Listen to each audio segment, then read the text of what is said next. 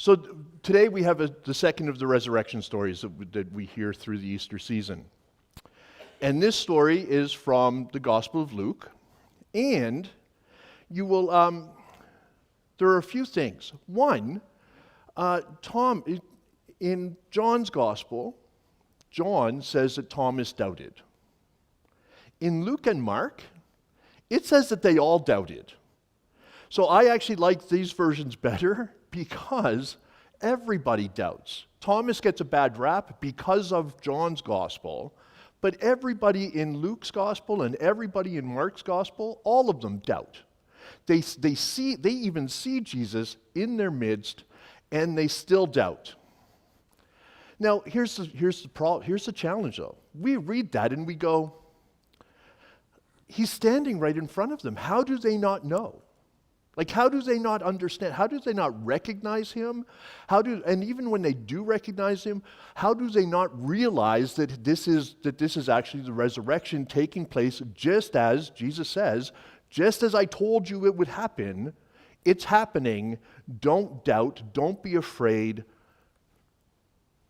Accept it, accept me, accept the message, and live your life accordingly. Now we hear that, and we hear the story, and we ask that question, right? I don't get it. Like, why are they still so thick that they don't understand what's happening? Well, I'm also going to tell you another piece, not read today, but when Jesus says in Matthew's Gospel, so in Matthew 25, Jesus tells a story about the Last Judgment. And we all know the story, right? We all know the story, but I'm going to remind you of the story just for a minute. Jesus says that on the last day, on the judgment, the Son of Man will be on the throne, and on the right hand will be those who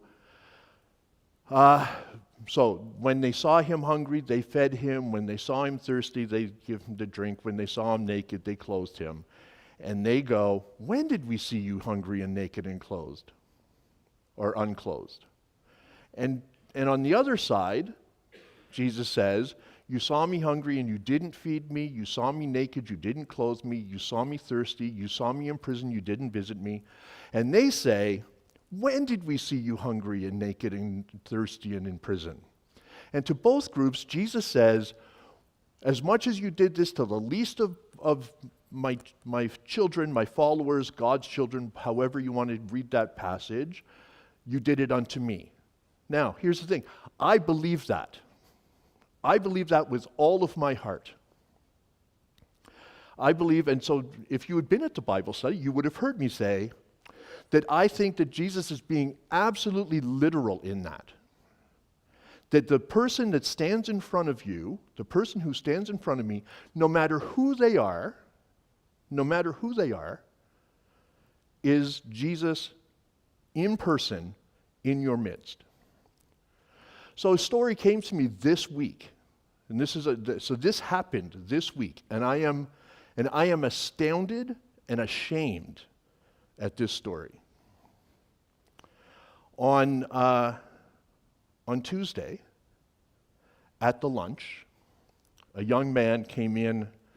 Well, young, I say young, he's younger than me, but he's older than my kids.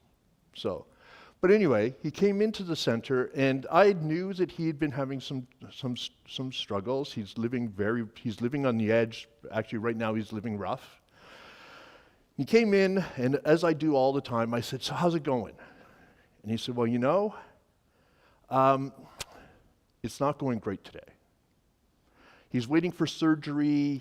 He was hit by a car. The number of things have happened to him. But for the last little while, he's been okay. He says, but I'm not doing great. So two and a half weeks ago, he had gotten evicted from his place. He came into the center, not knowing what he was going to do. He had a tent, but so we were able to give him a sleeping bag and some essentials and things like that, so that he was going to be sleeping outside. At least he was going to be able to be warm, and there was going to be stuff, like he would have stuff with him. So on Tuesday, he came into the center and he said, I went he went around the corner, went for a walk. When he came back, all his stuff was gone. Someone had stolen his tent, stolen his sleeping bag, stolen anything that he had. They left him a little bag with toothpaste and a toothbrush and a couple of other essentials. So I gave him a new tarpaulin so that he could put it on the ground, another tarpaulin so he could put it over top of himself, another sleeping bag. So we happened to have them on hand, and so we were able to do that. That was on Tuesday. On Thursday, he came into the center. I wasn't there. He was talking to Victoria, and she said, "So how's it going?" And he said, I slept, and what he had done that night was he had slept behind a store on Jarvis Street. I'm not going to tell you where the store is because that's not a... But when he left his stuff, so now all he's got is a tarpaulin, a sleeping bag, and a small bag of clothes. When he left his stuff to put his garbage, so he collected his garbage and was taking it around the corner to put it in the garbage can on the street. The store owner didn't want him sleeping behind his store, so as the guy came around the corner, the store owner was throwing his stuff into a puddle. Now, I heard that story, and I was livid. Then Reverend Cheryl tells me yesterday that when she took Logan home to his dad's, because Logan was with us yesterday for the day, as she came off the highway at Glendale, when you come off the 406 at Glendale and you're going to turn and the Penn Center's just underneath, okay. And there are always people there. There are always people there, and they are also usually living rough. Reverend Cheryl said that while she was stopped at the stop sign, the light changed to green, and a guy in a truck, three vehicles in front of her, took the time to roll down his window and throw a full milkshake at the woman who was asking for money. So, now why am I telling you this? Because the people who were abused in those situations, that is Jesus in front of you.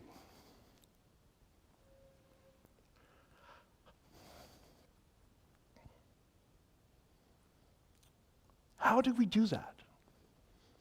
And we might say we don't do that.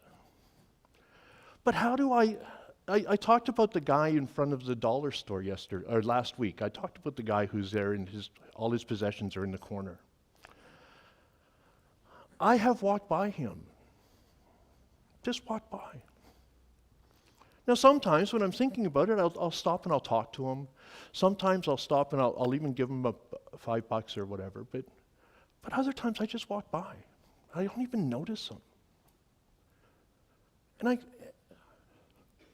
So when I heard those stories this week, I was like, I have to be more intentional. I have to be more intentional because it's in the way that I love people that people will know that I am God's child. It's in the way that I love people that they will know that I'm loved by God. And it's in the way that I ignore people that also is reflective of who I am in my faith. So the disciples are in this room, locked doors, and Jesus is in their midst. And we go, how did they not know it was Jesus? How did that truck driver not know that that woman was Jesus at the side of the road? How did I not know that the guy sitting outside of the dollar store is Jesus sitting outside the dollar store? That's the question. But the story doesn't, that's not all of the story, right? Jesus is in their midst. They're terrified. They're terrified. Not only are they terrified because they think there's a ghost in their midst, they're terrified because the doors are locked for a reason.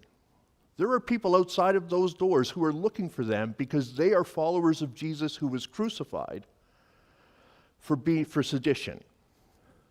They are related to him. And so they are terrified. And Jesus says to them, I give you my peace. Peace. Take my peace into your hearts. Not that all of the troubles don't go away. But Jesus says, in the midst of all of the troubles, know my peace in your life. So here's another story. When I was a student at AST, the Atlantic School of Theology, we lived in Bedford. So this probably doesn't mean a whole lot to you, but I'll contextualize it in a second. We lived in Bedford, and the school is in the south end of Halifax. So that's like, I lived in Fort Erie, and my school is in Welland. That's probably close. And we didn't have a car. And we had 3 kids. And 2 of the kids were in school, and one of them was not. So we would get the kids onto the bus, and then I would get on the bus myself with my youngest son, and we would take the bus from Bedford, so from Jarvis Street to Welland. And while we were on the bus, Liam we had a lot of fun on the bus, actually. And we would sing, right? So there we are, we're sitting on the bus, we're singing. And the one that he loved was, the wheels on the bus go round and round, right? So we sing the wheels on the bus, and the windshield on the bus, and the driver on the bus, and the baby on the bus. But I taught him this. So I taught him to sing, the doors on the bus go, come on, baby, light my fire. Right? Because that's a Doors song. So Leah would be sitting on the bus, and he'd be, so and everybody's thinking he's cute. The wheels on the bus go round and round, round, and then he'd go, the doors on the bus go, and he'd look around and he'd go, come on, baby, light my fire. And then he would look at the people beside him and he'd go, peace, man. Right? So I taught him to do that, and so when he would do it, I loved it. But and I tell that story, and it's funny, and it's a cute story and everything. But this week, I've actually been thinking about that story. Because here's the thing. We don't know what was going on in people's lives on that bus. We don't know what was going on in people's lives on that bus. Someone might have been on that bus traveling to their bank in downtown Halifax to be told that their mortgage was being foreclosed. Someone might have been on that bus to go and have a supervised visit with their kids who've been removed from their house because of poverty. Someone might have been on that bus immediately after having some kind of huge domestic dispute. Someone could have been, we don't know what was going on in those people's lives. And they're in the midst of that, in the midst of whatever turmoil might have been going on, or whatever joy. But I'm imagining people who are, I was on that bus. We had just moved to Halifax. I was a student, so I wasn't working. My wife was working a part-time job. We had 3 kids, no car. There were days when I didn't know what we were going to do. I used to deliver meal boxes, and then that afternoon we would receive a meal box. Right? I would volunteer to do something that I was also receiving. That's where we were. And in the midst of that, here's this little 2.5-year-old boy who sings this ridiculous song and then looks at you and goes, peace, man. Feel in the midst of your turmoil, Feel the peace of Christ active in your life. Because Tony Campolo preaches, it may feel like Friday, but Sunday's coming. Today, this is the season of Sunday is here. In the midst of the fear and the anxiety and the turmoil and the not knowing what's around the next corner, Jesus is here in front of you, telling you, accept my peace. Because if you know my peace, if you know my presence in your life, if you know the love that I am offering, then you know the love of God, and you know that anything that is going on, it cannot last forever. And better days are coming. I entitled this sermon, V is for peace. V is not the first letter of peace, by the way. But that peace sign, the peace sign, the sign that we use as peace, was first used as victory. Victory. V is for peace in the same way as victory leads to peace. And the victory that we celebrate is the victory of Christ over death, overcoming the cross. And the promise that that victory, we share in that victory. We share in that victory, and we share in the peace that Christ knew in the midst of all of his turmoil, because he knew the love of God in his life. And that is a love that you are invited to participate in. Now, buddy who had his stuff thrown in the ditch, someone else saw that and went over and said, let me take that. I'll take it home and I'll wash it all. I'll bring it back to you. The woman who had the milkshake thrown on her, Reverend Cheryl stopped, gave her all the napkins that we had in the van, $20. Said, that's not everybody. Let's be that person.